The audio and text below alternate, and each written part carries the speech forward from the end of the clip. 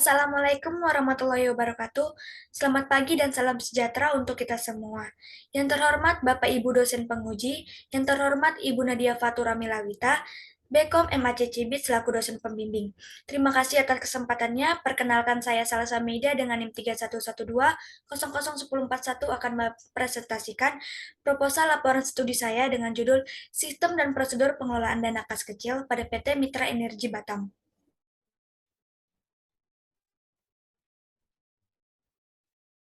Penelitian ini dilatar belakangi oleh Baritduan 2014 menyatakan, kas merupakan suatu alat pertukaran dan juga sebagai ukuran dalam akuntansi. Mulyadi 2017, salah satu prinsip pokok dalam pengawasan kas yaitu sebaiknya dilakukan menggunakan cek. Namun, untuk pengeluaran perusahaan dengan nominal relatif kecil tidak efektif apabila menggunakan cek. Hal ini menuntut perusahaan untuk membentuk dana kas kecil. Suryakanti 2019 menyebutkan kas kecil dibentuk untuk membiayai pengeluaran rutin perusahaan yang jumlahnya relatif kecil. Ada dua metode pencatatan kas kecil, yaitu sistem dana tetap dan berubah.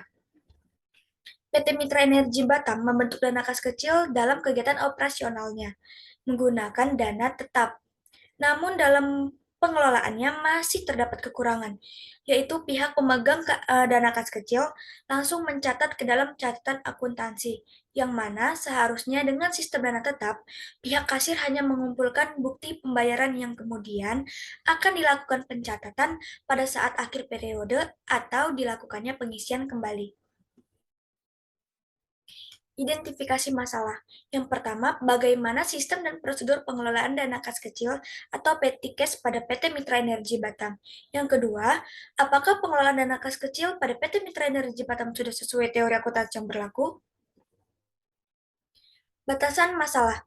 Yang pertama, batasan data, di mana data terkait prosedur dan pengelolaan dana kas kecil selama periode November sampai Desember 2021. Yang kedua, batasan lapangan yang digunakan yaitu pada PT Mitra Energi Batam di bagian Departemen Keuangan.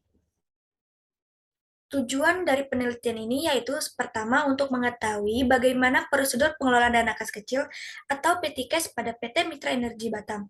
Yang kedua, untuk mengetahui apakah pengelolaan dana kas kecil pada PT Mitra Energi Batam sudah sesuai teori akuntansi yang berlaku. Manfaat dari penelitian ini yaitu bagi perusahaan, penelitian ini dapat menjadi masukan dan memberi informasi terkait prosedur dan pengelolaan dana kas kecil setiap minggu ataupun bulan. Selanjutnya, bagi penulis, penelitian ini dapat menambah wawasan serta pengetahuan penulis tentang prosedur dan pengelolaan dana kas kecil atau PTKes di PT Mitra Energi Batam khususnya. Tinjauan pustaka yang pertama masuk ke pengertian kas. Menurut TM Box 2019, kas merupakan aset paling lancar yang dipakai sebagai alat pertukaran dan dasar pengukuran seluruh item laporan keuangan lainnya. Sedangkan menurut Cakur 2019, kas adalah aktiva ya perusahaan yang berupa uang tunai dan segala sesuatu yang dapat disifati sebagai uang tunai.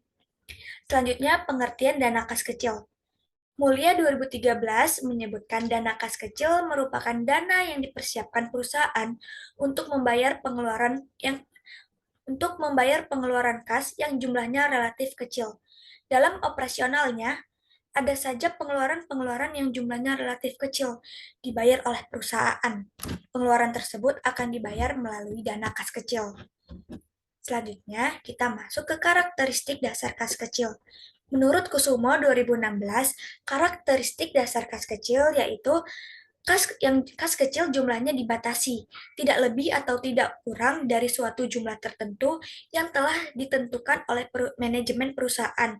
Besarnya kas kecil tergantung kebijakan masing-masing perusahaan. Kedua, kas kecil dipergunakan untuk membiayai dan mendanai pengeluaran-pengeluaran perusahaan yang sifatnya rutin setiap hari. Selanjutnya ada kas kecil disimpan di tempat khusus, biasanya menggunakan kotak kecil yang disebut dengan petty cash box. Selanjutnya itu ditangani atau dipegang oleh petugas keuangan tingkatan pemula. Untuk tujuan dana kas kecil, menurut Kusumo 2016, yaitu menangani masalah perlengkapan atau perbekalan kantor yang dialami oleh suatu bagian kantor. Kedua, menghindari cara pembayaran yang tidak ekonomis juga tidak praktis atas pengeluaran yang jumlahnya relatif kecil dan mendadak. Ketiga, meringankan beban staf karyawan dalam memberikan pelayanan secara maksimal kepada pelanggan juga termasuk kepada relasi bisnis pimpinan. Selanjutnya masuk ke dokumen yang digunakan. Menurut Mulyadi 2017, dokumen yang digunakan itu ada bukti kas keluar, cek, permintaan kas keluar, bukti pengeluaran kas, dan permintaan pengisian kas kecil. Untuk catatan akuntansi yang digunakan, menurut Mulyadi 2017, jurnal yang pertama itu ada jurnal pengeluaran kas, register cek, jurnal pengeluaran dana kas kecil, dan untuk fungsi yang terkait yaitu ada fungsi kas, fungsi akuntansi, fungsi pemegang dana kas kecil, fungsi yang memerlukan pembayaran tunai, dan fungsi pemeriksaan intern. Metode dan prosedur pencatatan dana kas kecil. Yang pertama yaitu ada metode dana tetap. Menurut Barituan 2014, di dalam sistem ini jumlah dalam rekening kas kecil selalu tetap, yaitu sebesar cek yang diserahkan kepada kasir kas kecil untuk membentuk dana kas kecil. Menurut Mulyadi 2017, sistem impres dilakukan dengan prosedur yang pertama, pembentukan dana kas kecil dilakukan dengan cek dan dicatat dengan mendebit rekening dana kas kecil. Kedua, pengeluaran kas kecil tidak dilakukan dengan jurnal, sehingga tidak mengkredit rekening dana kas kecil. Bukti-bukti ini dikumpulkan dan diserahkan kepada pemegang dana kas kecil. Ketiga, pengisian kembali kas kecil dilakukan sejumlah rupiah yang tercantum dalam kumpulan bukti pengeluaran kas kecil. Dilakukan dengan cek dan dicatat dengan mendebit rekening biaya dan mengkredit rekening kas. Selanjutnya kita masuk ke metode dana tidak tetap atau sistem fluktuasi. Metode fluktuasi pembentukan dana kas kecil dilakukan dengan cara saldo rekening tidak tetap, tetapi berfluktuasi sesuai dengan jumlah pengisian kembali dan pengeluaran dari kas kecil. Untuk prosedur sistem saldo berfluktuasi yaitu pertama, pembentukan dana kas kecil dicatat dengan mendebit rekening dana kas kecil. Kedua, pengeluaran dana kas kecil dicatat dengan mengkredit dana kas kecil. Sehingga setiap saldo rekening pembentukan dana kas kecil dicatat dengan mendebit rekening berfluktuasi. Ketiga, pengisian dana kas kecil dilakukan dengan jumlah sesuai dengan keperluan dan dicatat dengan mendebit rekening dana kas kecil. Pengendalian internal terhadap kas menurut Yusuf 2011, yaitu pertama ada penetapan tanggung jawab, di mana orang tertentu yang ditunjuk oleh perusahaan untuk menjadi pemegang kas atau kasir. Kedua, ada pengamanan fisik. Simpan kas kecil dalam lemari terkunci, dan perusahaan menetapkan besarnya kas kecil untuk waktu tertentu. Ketiga, ada pemisahan tugas, dilakukan pemisahan tugas, dan tanggung jawab dalam mencatat, menerima, dan pemegang kas. Keempat, pemeriksaan internal dan dokumentasi. Dilakukan pemeriksaan berkala dan menggunakan bukti untuk setiap transaksi. Selanjutnya masuk ke metodologi penelitian. Bahri 2018 menyatakan, metodologi penelitian adalah strategi umum dalam melakukan penelitian melalui tahapan-tahapan yang disusun secara ilmiah dalam melakukan penelitian. Yang pertama, yaitu objek penelitian dilaksanakan di PT Mitra Energi Batam pada bagian keuangan terkait pengelolaan dana kas kecil. Data yang digunakan yaitu pada periode November sampai Desember 2021. Kedua, yaitu metode analisa. Metode penelitian data yang akan digunakan dalam penulisan ini adalah metode deskriptif kualitatif. Metode pengumpulan data yang digunakan yang pertama ada wawancara, melakukan pengumpulan data dengan wawancara atau teknik tanya jawab langsung kepada pihak yang terkait dengan dana kas kecil di Departemen Keuangan PT Mitra Energi Batam. Kedua, ada observasi, melakukan pengamatan langsung maupun tidak langsung terhadap objek penelitian pada PT Mitra Energi Batam. Yang ketiga yaitu ada studi pustaka, mencari bahan mengenai sistem pengelolaan dana kas kecil atau PTKes di Perpustakaan Politeknik Negeri Batam. Yang keempat ada teknik dokumentasi, melakukan pengumpulan data dengan cara mempelajari atau mengumpulkan catatan atau dokumen yang berkaitan dengan masalah yang diteliti melalui teks maupun foto. Gambaran umum perusahaan. Sejarah singkat perusahaan. PT Mitra Energi Batam merupakan salah satu anak perusahaan dari PT Medco Power Indonesia yang beroperasi sebagai pembangkit tenaga listrik yang berlokasi di Panaran 1, Pulau Batam. PT Mitra Energi Batam mulai efektif beroperasi pada 30 Oktober 2004 sesuai dengan kontrak pembelian listrik atau Power Purchase Agreement or PPA dengan perusahaan listrik negara selama 12 tahun.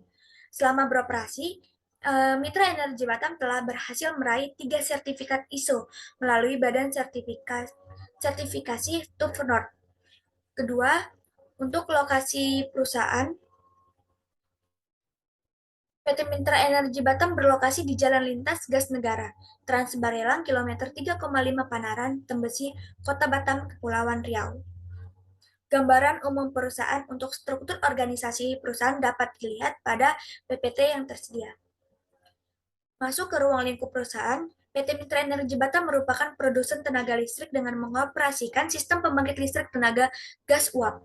PT Mitra Energi Batam mempunyai tanggung jawab kepada pelanggan utamanya, yaitu perusahaan listrik negara Batam, shareholder, serta stakeholder sebagai pihak yang mempunyai kepentingan dengan perusahaan dari sisi eksternal, yaitu masyarakat umum, pemerintah daerah, instansi umum atau pemerintah, pemasok gas atau perusahaan gas negara, pemasok suku cadang atau Rolls-Royce, dan lain-lain. Kontraktor dan secara internal adalah seluruh karyawan perusahaan PT Mitra Energi Batam. Untuk tanggung jawab dan ruang lingkup, pertama, tanggung jawab memastikan bahwa semua dokumen yang disimpan dan direkap perusahaan yang direkap merupakan dokumen yang telah sesuai dengan transaksi yang telah dilakukan baik melalui SAP maupun DJP. Untuk tugas sehari-hari yaitu merekap data cash advance, cash disbursement, biaya pengeluaran PT MEB ke PT Putra Tidar Perkasa atau bagian security, biaya medical check up, dan data bukti potong pajak PPh pasal 23. Ruang lingkup kerja, melaksanakan magang di PT Mitra Energi Batam selama 8 bulan, dimulai pada tanggal 8 Agustus 2022 sampai dengan 9 April 2023. Selama magang, penulis ditempatkan di bagian accounting dan finance. Deskripsi alat dan produk. Pertama, perangkat keras yang digunakan yaitu laptop, printer, mesin fotokopi, flash disk, kalkulator, dan perforator. Untuk perangkat lunak yaitu ada email, Microsoft Word, Excel, dan PPBJ. Data dan dokumen yang diolah. Yang pertama ada dokumen cash disbursement. Dokumen yang dihasilkan yaitu cash disbursement merupakan pembayaran yang dilakukan secara tunai pada saat terjadi transaksi. Untuk menghasilkan dokumen ini diperlukan beberapa file seperti rekening koran, data yang diambil melalui SAP ke dalam Excel, invoice, bukti bayar, faktur pajak, dan lainnya. Kedua, yaitu ada rekapitulasi cash event, rekapitulasi biaya medical check up, rekapitulasi biaya pengeluaran ke Putra Tidar, rekapitulasi PPh pasal 23, rekapitulasi invoice Mitra Energi Batam, dan rekapitulasi insurance Mitra Energi Batam. Mungkin segitu saja yang dapat saya sampaikan, lebih kurangnya saya mohon maaf. Terima kasih atas perhatiannya. Assalamualaikum warahmatullahi wabarakatuh.